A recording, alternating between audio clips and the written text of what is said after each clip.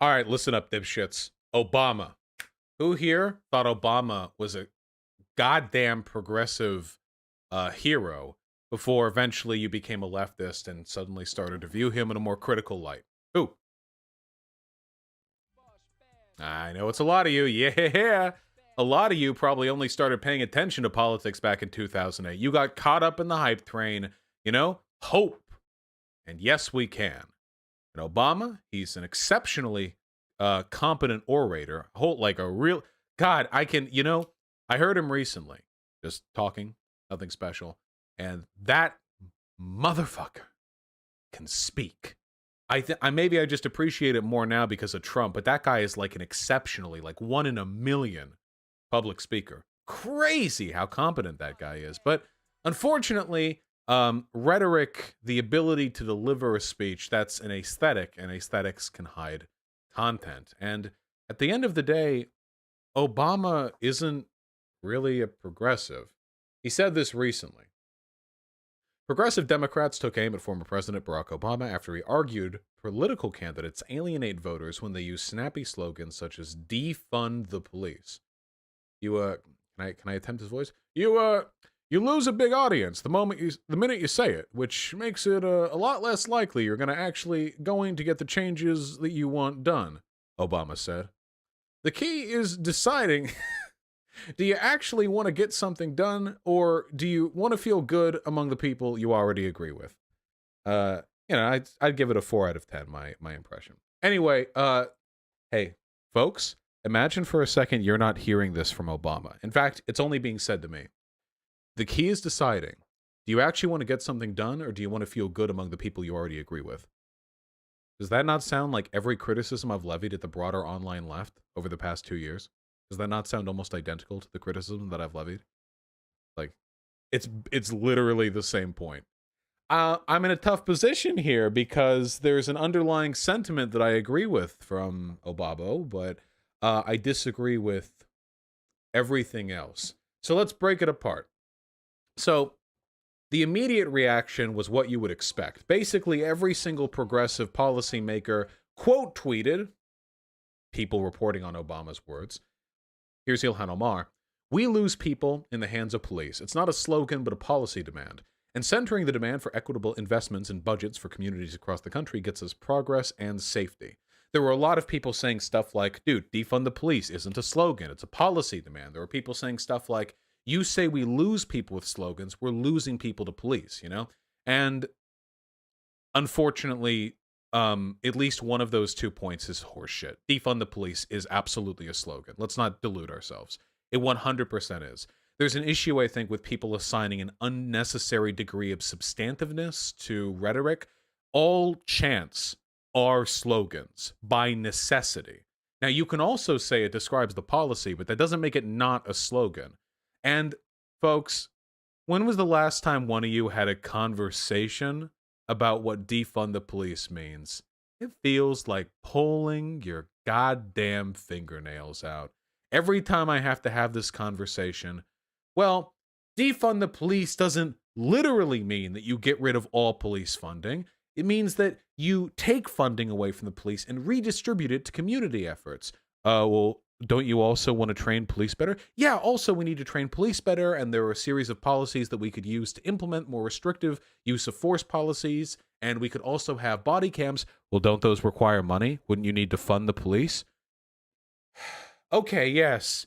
So defund the police means that you remove proportional funding, but then you increase funding to a smaller number of police to allow for more progressive measures to be implemented, while also redirecting the additional money towards other social measures. And God, God, kill me.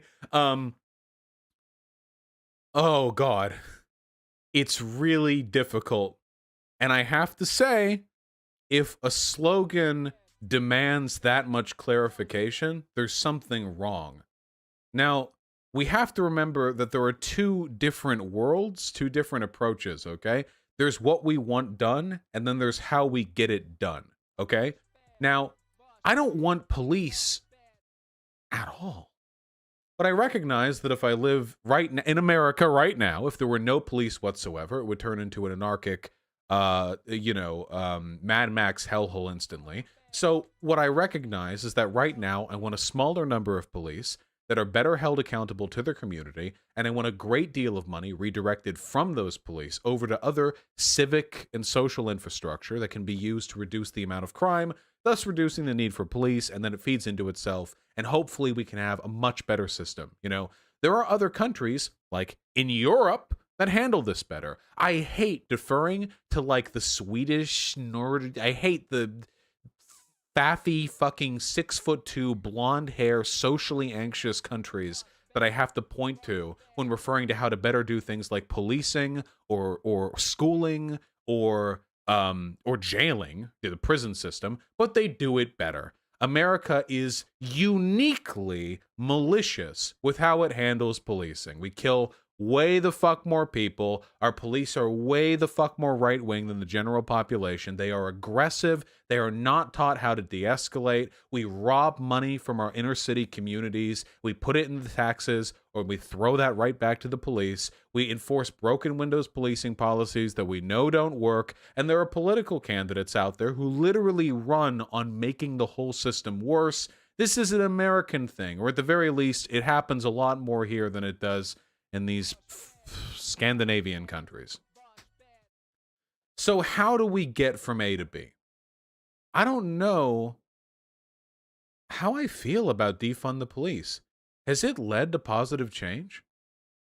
There were a couple of cities that said they were going to defund the police, but then later there was like some asterisks, and it seemed like some of them aren't getting it now, and a couple of cities have some police reform, and that's good.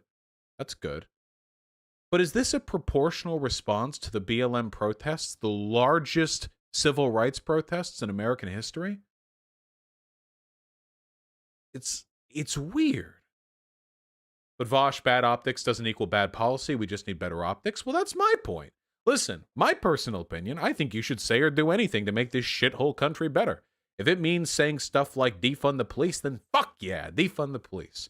If it means saying stuff like police can eat my shit in hair, if that was the slogan that maximized the positive outcome, then I think the police should eat my shit in hair. I do. Unfortunately, we don't live in that world. Optically, I don't know how well that'd play over. And I mean, hasn't been tested. Maybe it would be good. I don't know. But police can choke on my fat cock. Maybe that's the slogan that'll inspire change. But it's probably not. It's probably not. It's probably not. That's the one. I talked with some other people on Twitter about this. Just a little bit of talking, Stuff like, what would be better? Demilitarize the police? That sounds okay. But we want more than that, not just demilitarize. We want these funds redistributed. Redistribute police funding? Well, that's very pointed, but it's a terrible slogan. Can you imagine people chanting that? George Floyd just died. There's fire burning in people's hearts. They're out there in the street. Redistribute police funding. Redistribute police fund. Yeah, I don't know. I'm not feeling it. It's certainly no police can eat my shit and hair. It's not that punchy. It's really, really hard to fit policy positions in chants. It's actually really difficult to do that if you could believe it. I don't know what the better solution there is. I know change has to happen. 8 can't wait. Sure, 8 can't wait is preferable to what we have now. That's a series of policies promoted by the Biden administration that I believe would make police better in this country. But that's not enough, right? We don't just want police reform. We want money. Like, if you take a look at the budgets of some of these big cities, LA, New York, so much money goes to the police. So much money. We want to take some of that money. But defund implies you completely remove funding. The original claim wasn't defund the police. It was abolish the police. But that's not going to happen. Let's not kid ourselves. Abolish the police. That's not happening in this country. And it probably doesn't bring about the most efficient change to be shouting that up and down the place. But here's the problem I have. This is all open question, by the way. I don't have an answer for you. Seriously, I don't. I'm not leading you anywhere. I don't think Defund the Police has been perfect. I think a lot of alternatives that I've heard suggested are a lot worse, though. What about less police as a slogan? Less police. I don't know. Maybe. Unironically, maybe that'd be better. I don't know. It feels a bit chunky. Because it's 2 words. I don't know. Less police, Yamero. I don't know. But here's the issue that I have. It's an issue I've often had. It's an issue with Obama. You can believe it. See, Obama is kind of the spiritual leader of the Democratic Party right now. It used to be the Clintons, but Obama, whether we like it or not, is going to go down in history as a well-respected and competent president. And I'm not getting into his record right now, but that is what he's going to go down in history as. And the Democratic Party loves him. They love him. Why? Well, it's really easy to see why. He's a hyper-charismatic, handsome, well-put-together state official. It's very easy. If you're just looking at aesthetics, the DNC, he's a dream boy for him. Yeah, they're all simping. First black president helps. Yeah, it does. It lends a sort of weight, like a historical gravitas to his behavior. And now, forever, for all of history until the end of this universe, he gets to be contrasted to the people who came before and after him. He came after a buffoon who got us embroiled in one of the worst foreign policy snafus of the century. And he came before arguably the least intelligent president in American history, an autocratic proto-fascist who's attempting to delegitimize the results of the subsequent election. And Obama really does feel like a little calm before the storm situated between these two, doesn't he? And he was competent in certain respects. And, well, he's got a lot of power. He's got a lot of power in the Democratic Party. Why doesn't he use that power for progressive causes? Black Lives Matter started under Obama, and he shit-talked it on and off when he was the president back then. He's very, very, very willing to promote these vagaries. We need to bring this country back together. We need to reunite the American people. We need to reject those who reject democracy. He loves these libby little aphorisms, you know? You can tell where Pete Buttigieg got it all from. But Obama could cut through the fucking red tape if he would just come out here and support some kind of definitive progressive agenda. See, the issue is he's almost like Jordan Petersoning this shit. He's not actually throwing his weight behind any direction. In this same interview, he said Obama said Alexandria Ocasio-Cortez should be given a bigger platform. So what are you doing, man? Where are you leaning right now? You have an unbelievable amount of weight and prominence in the Democratic Party. Arguably more than any other living person who isn't currently in office. You could, with but one interview, massively shift discourse within the DNC. But it seems like he's really willing to support sort of the aesthetic veneer of BLM concerns. You know, black people have endured much hardship, and that's bad. And great. But he stops before actively and directly advocating for something meaningful.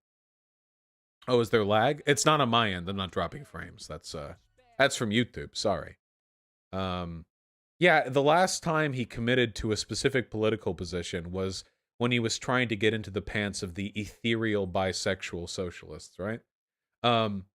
This bothers me. Now, I'm not like betrayed that Obama isn't some sort of progressive heel, because I don't think he's that person, but it's really irritating.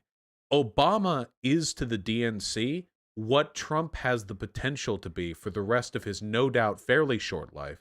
He has the ability to sway public opinion massively for the respect that he's commanded. Trump is going to use that power to move this country. Trump has lost this election, and he is going to spend the next 4 goddamn years. He's going to get banned off Twitter the nanosecond he stops being president. He's going to form his own Twitter or whatever. He's going to go on Parler. I don't know. And he's going to form a political party. He's going to form a news, or he's going to be this obnoxious, cancerous tumor on the side of this country for years and years and years. He's going to be so loud. We're never going to stop talking about Trump because he never wants us to stop talking about him because he's a pathological narcissist and he has the emotional intelligence of an infant. But Obama wants to be like this wise, neutral, apolitical arbiter. That's what Obama wants. Obama doesn't want to come down here and actually get into arguments attacking or defending certain positions. Obama just wants to sit, with his fingers crossed like Gendo and just observe the political discourse. Yeah, and he wants to protect his legacy. And you can't protect your legacy if you get down in the dirt. So he just lightly comments. And sometimes he'll promote progressives when it's politically expedient. And sometimes, as he has for the past 4 years, arguably, he'll make things harder for progressives by kind of slyly criticizing their positions or, say, encouraging people to, sort of push against Bernie Sanders a little bit harder. So, in short, for having an unbelievable amount of power and for not doing exactly what I want with it, fuck Obama. Can you say it with me? Fuck Obama. True. He's not doing exactly what I would do.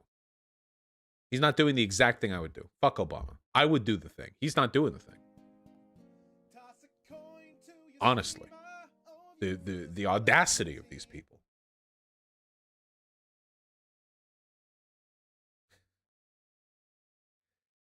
Oh, but don't let this segment get out, okay? A lot of the Democrats I want to convince, they're still Obama fans. Oh, God, I'm going to have to spend the next 4 years trying to explain to people why Obama wasn't as good as they think he was, do they? This is how former presidents act. When have you seen Clinton or Carter take a leading role post-presidency? I don't think, well, I think Clinton and Carter are bad examples because Carter was never really like the DNC dream child the same way Obama is today. And Clinton, well, in addition to Clinton, like, because of Hillary Clinton still having some degree of like prominent political influence within the administration, he also wasn't particularly progressive. Yeah, Carter does a lot of charity work, but he's not like leading the forefront of like DNC discourse. Name an example then? Well, I don't think it generally happens with Democrats. Democrats are usually it's pretty crazy historically if you look at it. Democrats don't actually seem to represent progressive interests that well. It's actually pretty crazy when you look back through history. It's, generally speaking, it's not. Yeah. I tell you what, we'll do a full thing on Obama sometime soon, okay? We'll do a full thing on Obama. But for right now, we shame Obama for tepidly relating to the BLM stuff, for criticizing progressives' messaging on Defund the Police, but not throwing his weight behind some sort of preferable alternative. That's the cringe right here, okay? That's the cringe. It's the same with GOP for former presidents. Well, not with Trump. With Trump, it's going to be very different, so we'll see how it goes, huh?